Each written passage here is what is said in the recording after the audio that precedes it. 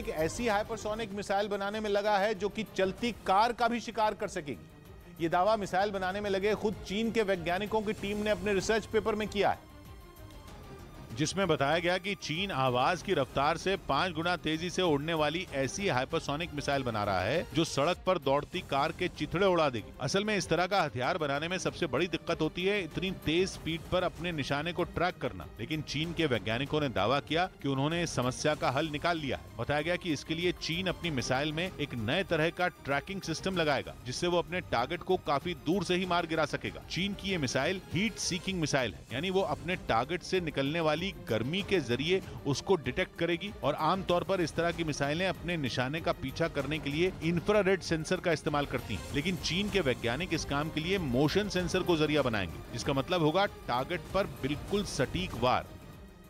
और रूसी सेना पर यूक्रेन का पलटवार लगातार जारी है। भले ही रूस के मिसाइल यूक्रेन के शहरों को खंडर बनाने में लगे हुए हो, लेकिन यूक्रेन भी रूस पर लगातार जवाबी कार्रवाई कर रहा है। यूक्रेन की सेना ने रूस की बख्तबंद गाड़ियों को तबाह करने का वीडियो जारी किया है। पहले यूक्रेन की सेना इन दोनों गाड़ियों पर ड्रोन के जरिए निशाना लगाती है, जिसके साथ ही रूसी वाहनों में विस्फोट होता है और गाड़ियां आग के शोलों में तब्दील हो जाती है। यूक्रेन पलटवार रूसी सेना को नुकसान यहां पर पहुंचा है, जो पलटवार यहां पर किया गया है। वहीं चीन ने अपने सबसे खतरनाक जंगी जहाज लासा को समंदर में उतार दिखाया।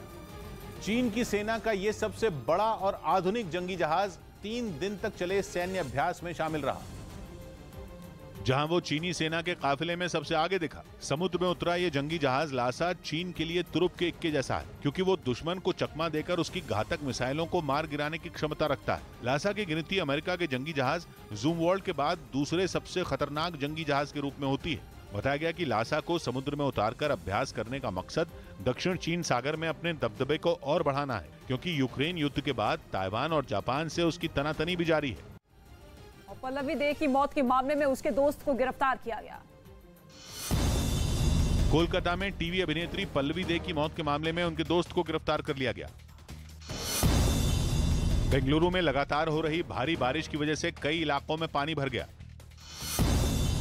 वर्ल्ड स्क्वैश चैंपियनशिप में सौरव घोषाल 3-0 की जीत के साथ प्री क्वार्टर फाइनल में पहुंच गए। सोलोमन आइलैंड्स के मुद्दे पर ऑस्ट्रेलिया के बाद न्यूजीलैंड ने भी चीन के खिलाफ मोर्चा खोल दिया। पिछले महीने सोलोमन आइलैंड्स ने चीन के साथ एक सुरक्षा समझौता करने का ऐलान किया था, जिस पर पहले ऑस्ट्रेलिया और अब न्यूजीलैंड ने ऐतराज जताया। ये दोनों ही देश सोलोमन आइलैंड्स के पड़ोसी हैं और दोनों की सुरक्षा का सीधा कनेक्शन द्वीपों के इस देश से है।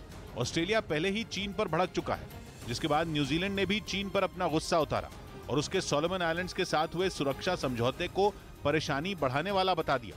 न्यूजीलैंड फाइव आइज नाम के खुफिया संगठन का हिस्सा है। उसके साथ इस संगठन में ऑस्ट्रेलिया, कनाडा, ब्रिटेन और अमेरिका शामिल हैं, जो इंडो पैसिफिक रीजन में चीन की चालों का खुलकर विरोध करते हैं। सोलोमन आइलैंड्स के मुद्दे पर तो ऑस्ट्रेलिया और अमेरिका की रातों की नींद उड़ चुकी है। कहा जा रहा है कि न्यूजीलैंड का बयान इन दोनों देशों के समर्थन में है और वो चीन की इस